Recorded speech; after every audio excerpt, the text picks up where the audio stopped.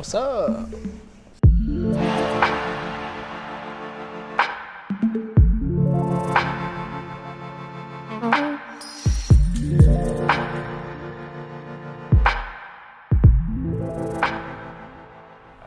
About, I want to say like September of 2020, I was like, fuck it, I'm gonna do NFTs full time now. Crypto art's changed my life dramatically. It's my full-time life now. Through it, I've been able to take my art from being in kind of smaller galleries in select cities to having a global audience. Crypto art has fully changed my life in a way that was pretty unexpected. It allows me to focus on my art. Now I say that I'm an artist, and before I was saying that I'm a designer or motion graphic. It's a very big step for digital artists and for digital art because it's a way to live on your work. In November, I just took the decision that was on my mind for a long time to just quit my job. And NFTs really helped me to make that decision. Maybe otherwise I would have waited. I love telling people about the intricacies and the technicalities of it. I think when I tell people about it, I say, well, I'm an artist, I'm a digital artist, I'm an NFT artist. Mostly it's just another experimental platform for me to create on. When I heard about NFTs, it was the beginning of a new approach. Digital art is now in the artistry and it's just gonna evolve in the future. But in the last, let's call it a year, there's been such a flood of talent, such a flood of collectors that it becomes a little bit actually overwhelming in a good way. And now NFTs are at like Christie's and Sotheby's, which like once again, I think like adds a certain air of legitimacy to it, where like now people are kind of, this might stick around.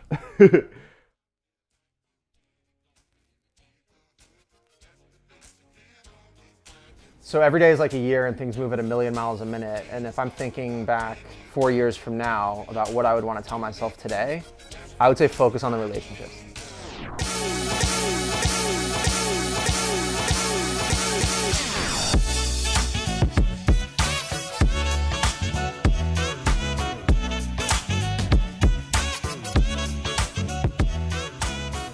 The traditional art world left me feeling cynical and seeing how NFTs have kind of been able to uplift all these people that would have otherwise been overlooked. The one that I really feed off of in a new way is being able to collaborate with any artist around the world in an instant way where money is not an issue. And then I saw that a bunch of people were actually trying to think about the art. I make more online art friends in the last 4 months than all my career before. Yeah, it brings people together in the same scheme of art. You can trust technology to catch up with you if it's not there. There's smart people doing it. We're all in this together, like from artists, collectors, technology developers, coders, and that's what's beautiful about crypto art. SuperRare has changed my life because they've given me an opportunity to join a really tight-knit community of artists and collectors, and not only give me the tools and platform to mint my work, but also to foster those communities and relationships. I went to SuperRare first because I thought it was the best of the minting platforms that showed the artwork in a front row. This is for showing the art, really big. More looks like a gallery.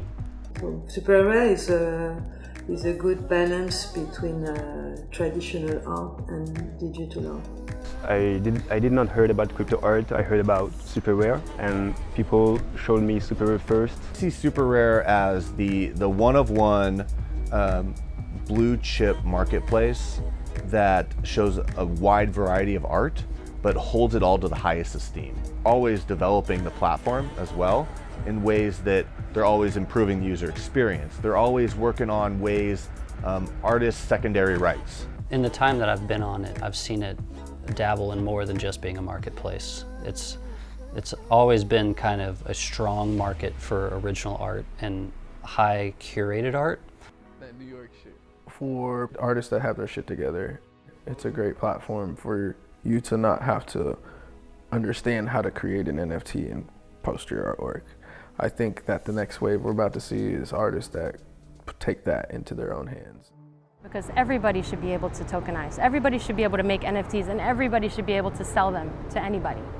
There's all these tech barriers, but there's these idealistic structures growing, like a DAO, which would be fantastic to have in a reality. We've just started to like dive into online art galleries and online exhibitions and shows. Being able to show your artwork in the metaverse, being able to have wearables, have this digital like identity is going to happen. At the same time, I think that the platforms are going to evolve with that. That's only going to continue to grow, and I think a lot of what we haven't seen in the space, and I think SuperRare has been kind of ahead of the game in it, is the AR. As we grow, those are going to be the pieces of art that we get to experience together in situations in real life, and that's going to become much more impactful and important. I think something that could use a lot of work is discovery methods, kind of with like interviews like this, I think are very helpful. having content of each creator and really getting to the bottom of what they create and why. I mean, when I started, I really didn't think I would ever make a sale. My work was worth something because at the beginning I was ready to give everything away for free. If I never had crypto art, I might still just be doing 3D glasses, which I still do it, right? But it's not my only toolkit. It happens so quickly that technology makes itself available to you, and it's like, how do you use the technology? If I were to just, go back at the same, now my NFTs are worth way more but it's not that anymore, obviously. I've had to like they've made my paintings go up even higher. I think if there's one thing I hope I can continue to do is to kind of create that diary and journal of my experience so that when I look back, I can see all those moments again. So I think, and I've never really thought this before until you asked me this question, but I think we're living in like digital nomadic tribes again. And we're like in this incredible evolutionary stage of humanity. And this is actually a much more natural way to live. That's why everyone's so excited about what's happening. Because we're like, wait, I can be with my wife and my kid and like, I spend some of my day online on the computer, like networking and making art and doing my thing. And then I own my time. And I'm a sovereign individual in this vast digital wilderness. That's a much more natural way to live. And that's what I'm gonna go all in on. What I want to say in this time and place is that it is and always will be about experimentation. Like, the experimenting is not going to end at any point. I think that decentralization is going to be very attractive to people. What has been provided for us up till now hasn't really been a good enough answer for us because we seem to not be happy. I think everybody's goal is to just have complete bliss in their life. So, man, take your time. Take your time, breathe. I don't think we breathe enough out there.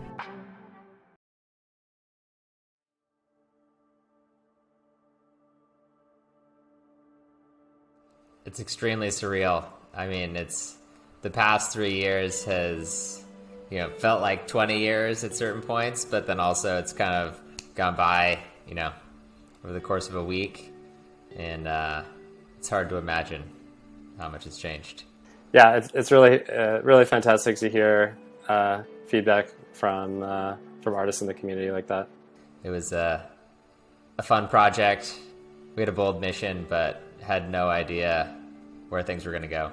We started SuperRare to make a positive impact in artists' lives.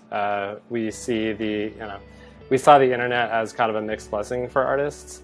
On one hand, you have really free and easy access to distribution and ability to build a following. But at the same time, platforms like Instagram and Twitter are essentially having you publish your works for free. There's no way to monetize works, especially for digital artists. So we saw this as a kind of a tool or a weapon that could spark a revolution and help artists make a living on the internet. And so, yeah, that was the I'd say that was the the reason for the initial product that we built over the first couple of years, and that's at the core of why today we're announcing the SuperRare network.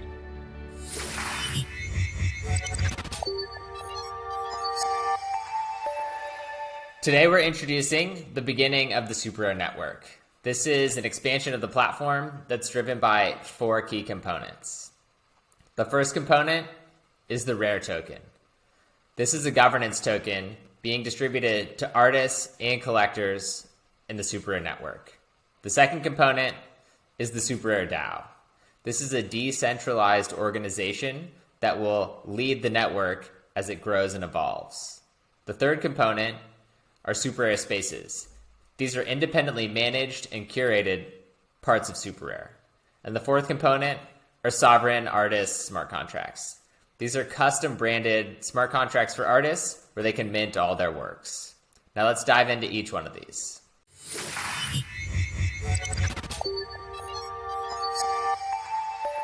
The Rare token is an ERC20 token built on Ethereum. It's going to all artists and collectors who were active before July 21st, 7/21.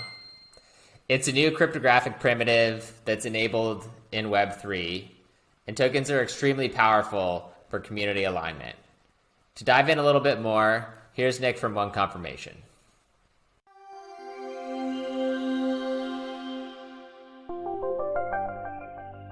Yeah, so I would say tokens are all about incentive alignment. If you think about before crypto, like how people organized, I would say there's companies which, you have incentive alignment within the company, but you don't necessarily have incentive alignment with the users, if it's an internet product, or the people that you're selling to, or whatever.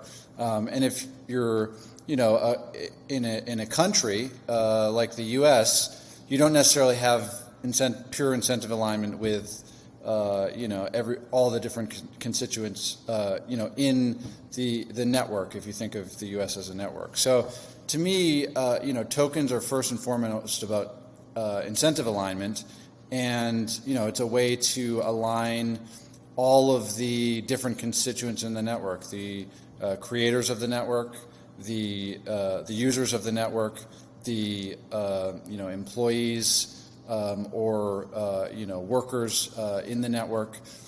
So tokens are all about incentive alignment, and I think if you're building an internet product in 2021, you need that incentive alignment to really to be as big as possible. I think now is a really good time. There's a really passionate community of collectors and artists that have put a lot of time, energy, and money kind of into this thing, and I think it's time that we reward them. And I think rewarding them is going to be very positive for the whole ecosystem, because the hope is that the artists and collectors invest back into the ecosystem as well, and just kind of grow the pie for anyone. And I think it's a very different model than say a traditional art gallery, because you don't have this kind of community alignment that we will have with the Rare token. And I think being aligned with everyone, so we all have a stake, we all own kind of the same thing, is just going to put rocket fuel on the momentum that we already have.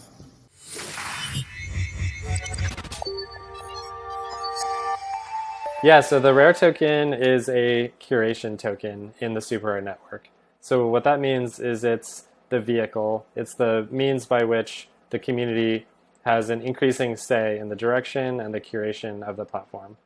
For example, the first use case of the Rare token is going to be for community members to participate in deciding which SuperRare space comes online next. And so SuperRare Spaces is a new area of the network, a new product that we're announcing today, and we'll get into more a little bit later. And to talk a little bit more about the importance of curation and how we think about it, here's Alessio from our curation team.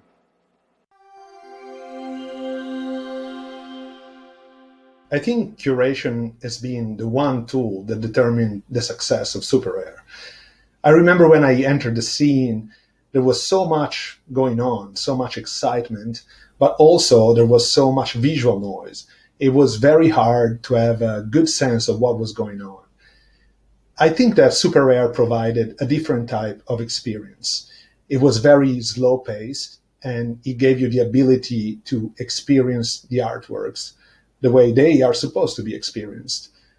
We always focused on getting the best artists, like not just in terms of accolades or resume, but like artists that showed an original and unique visual language. And that's why we went through tens of thousands of applications, and we not only looked at the art, but we also looked at all your intro videos, and we tried to understand who is the person behind the art. We always tried to provide the widest array possible of styles, and we tried to voice all types of artistic inclinations. The art that you can see on SuperRare is extremely diverse.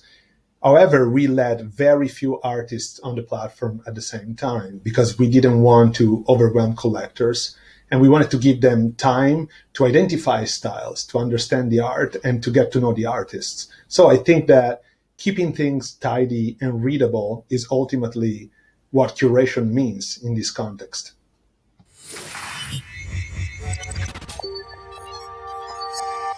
The SuperRare DAO is a new structure that is going to govern the SuperRare network. So DAOs are decentralized autonomous organizations, and membership in the DAO is through the Rare token being distributed to artists, collectors, curators, and NFT enthusiasts who are all part of the SuperRare network. SuperRare is going to appoint a Genesis Governance Council that is going to oversee all of the funds being collected by the SuperRare network. The goal of the DAO is to bring together this incredible network of artists and collectors to build one of the most vibrant art communities the world has ever seen. And now we have Cooper and Lee who are going to dive in a little bit more into how DAOs actually work.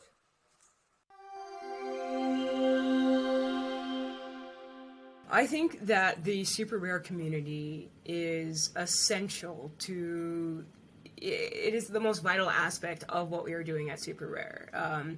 Because it's like the community has created and sustained our economy. And it's like the community serves as the pulse, the engine, the driving force behind our platform from the beginning and until now. And so without a community as robust, not only as robust as the community around SuperRare, but the crypto art community, the platform would cease to exist. And so, I think that without the community's input, without involving the community in all of our steps that we are taking to create this economy for artists, we wouldn't be able to do the things that we're doing. Yeah, I think we've seen before that internet collectives, specifically creative ones, are very powerful when done right. If you can get a group of artists in a room together that share a similar mission, you start to build out these cooperatives and collectives that support each other's work. And the more that community starts to grow, the more that you see each of those artists benefits in tandem. And so what I think is that these creative DAOs are going to be really powerful, A, from the collaboration standpoint, so artists working together to make better work, and then B, from sort of the marketing side of things, everyone has each other's back. And so when they are releasing work, it's going to be a lot easier to share it in the wider community because you know that people have your back and that work is valuable. SuperRare DAO to me is extremely exciting because I think it's a platform that everyone in the world wants to get onto. I think as a curation token, it's really exciting to me to be able to use it for governance, being able to help with the updates to the platform, having a say in what type of places get onboarded onto the platform, and over a longer time horizon, being able to signal to where value accrues. I think that SuperRare today is such a highly coveted profile and such a highly coveted platform that's exciting for me to think about. If I'm a token holder, how can I be influential in the way that the platform grows? And how can I be useful in getting new artists onto the platform that I think are valuable? I don't think that we've really seen an NFT platform with as much caliber as SuperRare experiment with tokenization yet. And so for me, this process of moving to a DAO, giving community members more power and ownership, and then starting to experiment with the idea of curation, I think it sets an extremely strong precedent for the way that future of art markets are going to evolve, specifically for something that's as highly curated and as coveted as SuperRare. There are two major things that I'm really excited about with SuperRare creating this DAO. Is that, first off, we are in this digital art world, and we are working specifically with crypto art. And my expectation is to see future art history writings talking about this movement. And so I am excited to be making waves for what the future is going to look like with art consumption. And then secondly, with creating this DAO, there are other DAOs in existence, and more continue to develop. But SuperRare is rather prevalent within the crypto art world. And I am hoping that we will be able to lead by example. We are able to demonstrate how this is possible and how it is accessible to your community to let them have an input in what you are creating, because it's that community that is going to continue to support you as they did in the beginning, as they're doing now, and that they will continue to do as time progresses. And so I want to lead by example by giving other corporate structures an example as to how this works, why it works, and why you don't have to hold on to your product, your platform, like at the throat and hope that it will do exactly what you want it to do, because that's the only way you know how to control anything. And so it takes confidence, it takes trust, and you have to be able to invest in your community that trust that you want them to give you. And so it's a two-way street. And so we are leading this example, and I'm hoping that these traditional corporate structures will be restructured as we demonstrate how accessible this really is. And then I hope that it will bleed into other industries, and then we are just looking forward to a future that is more equitable, more sustainable, and people have a voice to share what it is that needs to be shared.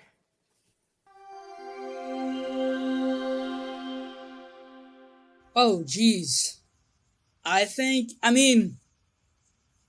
When I first found out about what NFTs are, I thought it was too good to be true. That's why I thought it was a scam.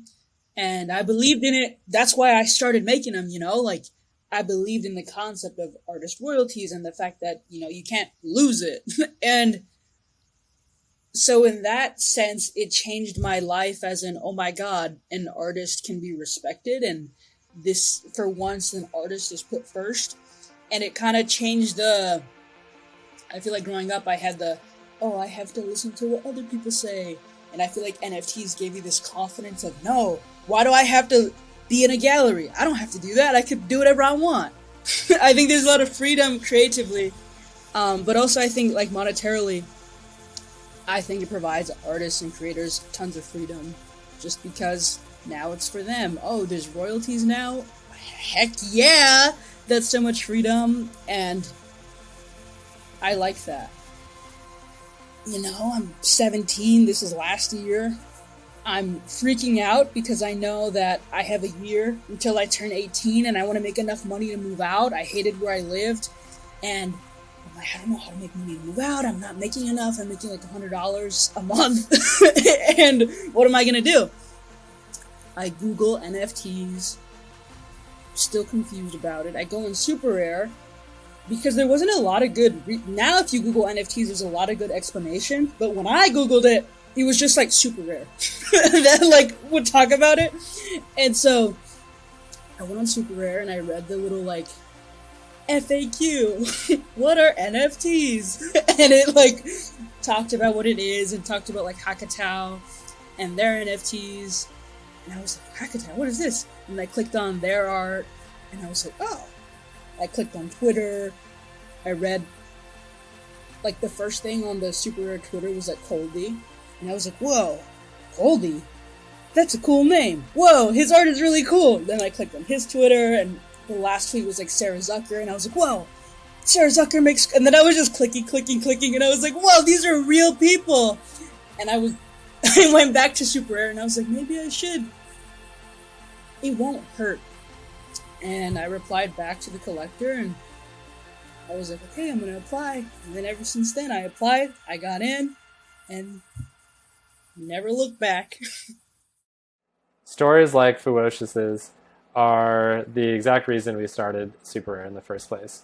We wanted to give opportunity to artists, particularly economic opportunity on the internet, allow artists to connect with collectors, and empower them to have a voice. And now, with the launch of the SuperRare network, for the very same reasons, we're excited to roll out SuperRare Spaces.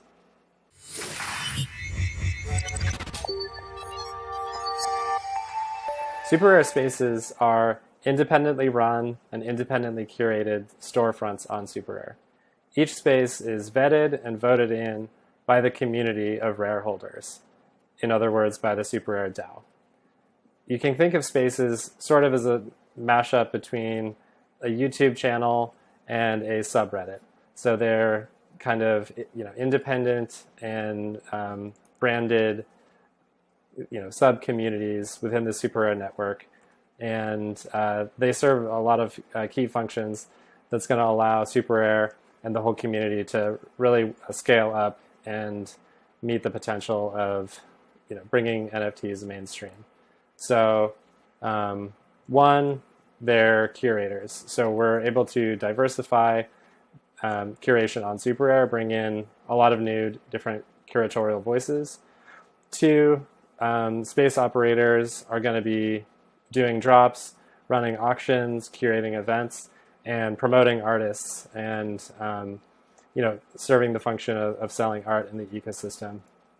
And three, just adding a cultural depth to the SuperRare network. So in the same way that subreddits can have really rich and distinct cultures form around each one, we envision each space really kind of taking on a life of its own and building its own community.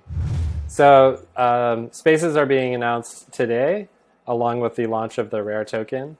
And in the coming weeks, we're going to be talking a lot to token holders and community members about the upcoming participation opportunities in voting on spaces, which should roll out in about a month. And then just a few weeks after that, the first spaces will start coming online. And so while the SuperRare network is evolving and we're adding SuperRare spaces, we're also doubling down on what has made SuperRare what it is today, which is empowering independent artists and creators on the platform. And that's why we're introducing sovereign artist smart contracts. So this is a way to give artists more control and more optionality as they continue to experiment and develop new ways for collectors to appreciate their art. This is taking NFTs as they are today on SuperRare and bringing them to a whole new level. So each artist has their own smart contracts that they can customize and control as they want. And now to talk a little bit more about the benefits for independent artists, here's Esme from the SuperRare Labs team. I've been a creator for 10 years as an artist and a musician, and I spent a lot of time working out ways to market my art and figuring out which platforms could help me do so. And our mission at SuperRare has always been to empower artists to make a living from their art. And what excites me most about the SuperRare network is the increasing opportunities for artists to do so. I think sovereign smart contracts are really going to help independent artists take more control of the technology behind their NFTs. So this will enable artists to brand their portfolio of work on this new art market. So the SuperRare DAO and Rare Token are going to provide ownership and governance to the community. And I think that's really powerful because everyone's going to be invested in making this a vibrant and diverse ecosystem where this art market can flourish, and ultimately the artists taking part in it are going to be able to push to new frontiers at the intersection of art and technology. SuperRare spaces are effectively opening up a new mechanism for a new user base on SuperRare. So curators are now empowered, and that enables more entities other than SuperRare Labs to help communicate artists' work, but also help promote artists' work. And ultimately that aids in discovery, which is hugely important to the art ecosystem generally. And there's no better person to talk about discovery for artists than Scott Belsky. Well, creators have always been the people that make our lives interesting. You know, these are people that help us visualize and can help express everything that's happening in the world that's kind of hard to understand, you know, without some form of creative interpretation. What's sad is that digital artists, and you know, I started Behance back in 2005 and have watched the careers of millions of digital artists unfold.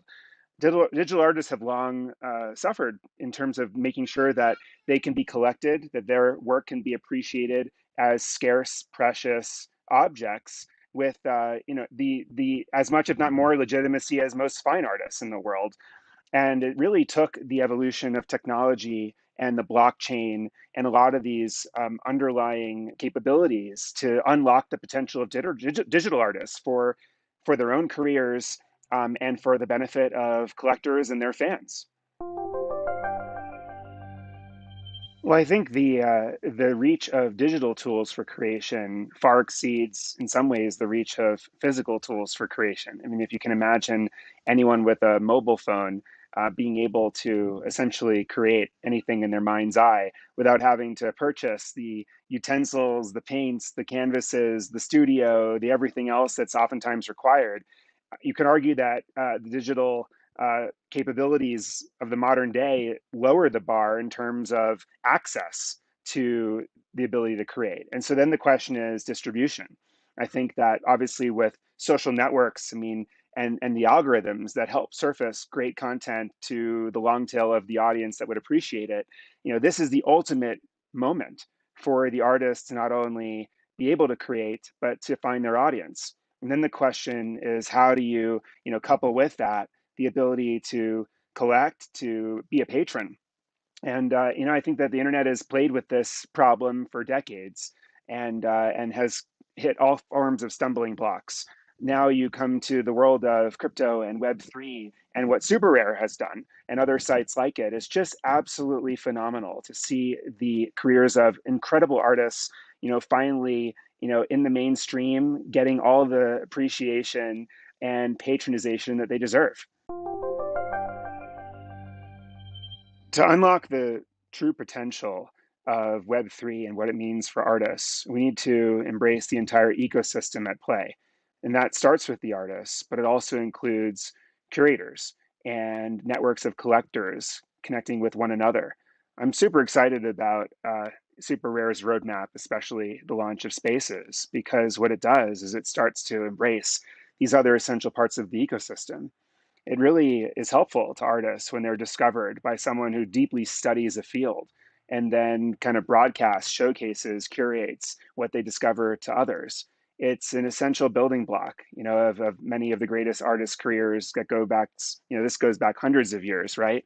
And for that to be embraced with the modern, you know, modern Web3 world we're in is a critical step.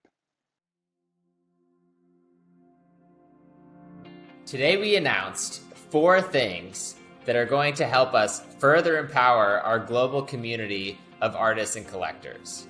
We're decentralizing our entire infrastructure to better support artists, collectors, and curators as they interact in a completely peer-to-peer fashion. We're asking you to join us as we move into this next chapter and completely decentralize the community of SuperRare. We started SuperRare in 2018 as a simple and humble experiment to try to innovate on opportunities that artists have on the internet and try to create a bit of a better world.